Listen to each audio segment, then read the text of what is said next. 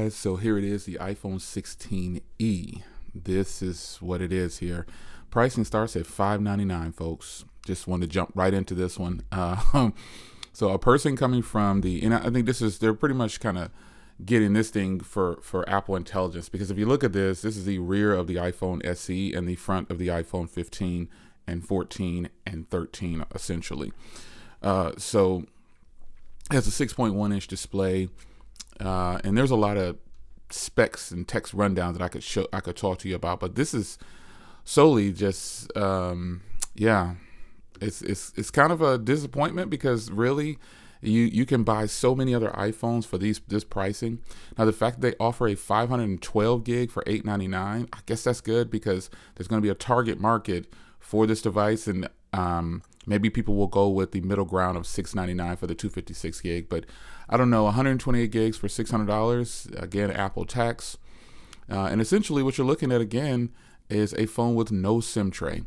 Unfortunately, there's no SIM tray. And if I go back up here, you can see there's none on the bottom. There's none on either side. There's no, they did the presentation, and, I looked it over and I was like, wow, there is no SIM tray. And if I go down to what's in the box, all you get is a Type-C cable. So to me, that's another miss from Apple, man. It's so sad, because I was really hoping that the U.S. market would get a SIM tray. And so the reason I say this is a miss is because we'll back up and we'll go over to the rest of the iPhone lineup, because they're just kind of touting that this is the most affordable iPhone in the lineup. But what they don't tell you is they still sell other iPhones. And I think it's going to be, and the iPhone 16 now is looking like a much better option. So in the box, there's no mention of any SIM tray tool, remember, and the sides don't show a SIM card ejection slot. So you get a Type-C cable. That's it. So let's go back up to iPhone and look at all the other iPhones they still sell. So you can buy the 15. The 15, here's the pricing right here. And let's just pick a color real quick. Let's pick blue. And you get down here and you look at the pricing. This is why they're saying this is the most affordable iPhone. But in reality, I mean, you could get the newer dynamic island. You could get all the things here with the iPhone 15.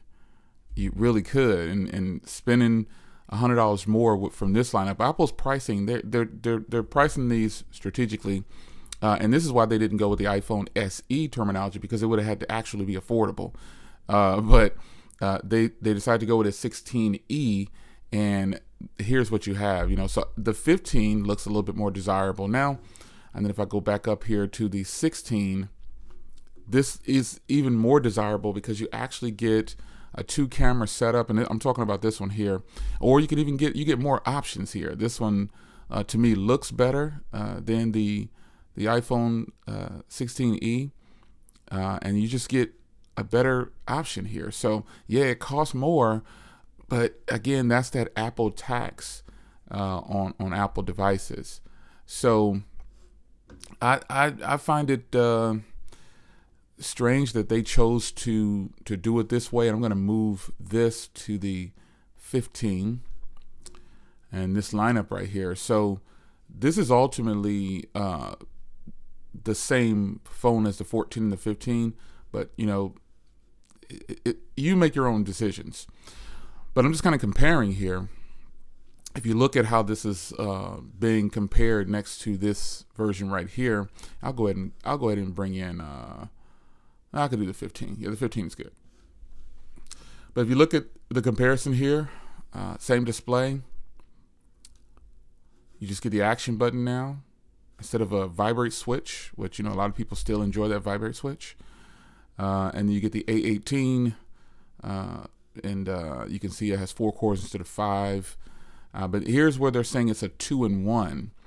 So they develop a special camera. They said a 48 megapixel fusion camera, and you get super high resolution photos. So you basically get, they're taking away the ultra wide basically, and just kind of combining things. So you don't get any macro photography. You still get 4K 60. You don't get spatial video or audio.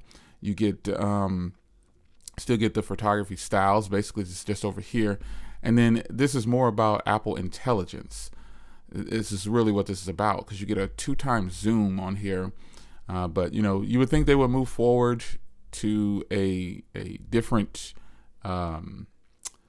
style, I guess, and at least give it the front of the iPhone 16 to make it look the same with the dynamic island. But calling it the iPhone 16e, that's fine and everything, I guess. They're claiming a lot more battery, but I'll have to check the battery size. If you've already got the battery size, you can post it in the comments section. But ultimately, this is just about selling, and it appears to not have MagSafe. Wow, they didn't mention that in the video presentation if you haven't seen it. But according to their website, I don't see any MagSafe technology. So that's unfortunate. And the wireless charging is only 7.5 watts. And so there's no MagSafe.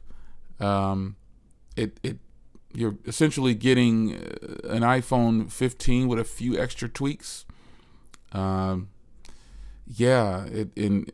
just don't know. I don't know how to view this. The peak nit brightness is 1200, but that's even lower than the 15, so you don't get any really. Okay, yeah. So ultimately, I mean, it's built a little different in the size and the height, that is, but yeah, I don't know how to receive this product. It's a strange one. Apple has chosen to do things their way, and that's fine and everything, but I just don't see how this could be appealing to a new person to an iPhone. And if they're targeting people, and they also compared it against the iPhone 11 and 12, not the SE. And it would have been smart to compare it against the iPhone SE because it's definitely probably offering a lot more. Let me jump back up here and put the iPhone SE in here.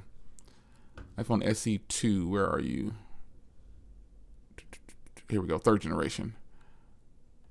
Here we go. It would have been probably better to compare it against this device because you're getting a major change in technology and a major change in just an overall device. You're getting so much more, but on a lot of the specs that I see online from Apple, they're not really comparing it next to the iPhone SE. They're comparing it next to the 11 and the 12. And when they did the presentation, they just spoke about if you're coming from an older device. So yeah, I mean, I don't know. I want to get excited for it, but I just see Apple tax, and here's the same right here. Here we go. That's the same as the iPhone SE, right there. So it's strange that this is the pricing for it. It's strange that they didn't compare it next to the iPhone SE, because if you look at the brightness here, this makes the iPhone SE even more appealing probably to people because it's not that big of a difference in an upgrade from some of the newer devices, but it's a huge upgrade for an iPhone SE owner. And if you put in the iPhone 11, because these are the iPhones they were comparing it to, it's weird that they chose this route. But if you look at it next to the iPhone 11, it again, it seems like it's a really nice big jump.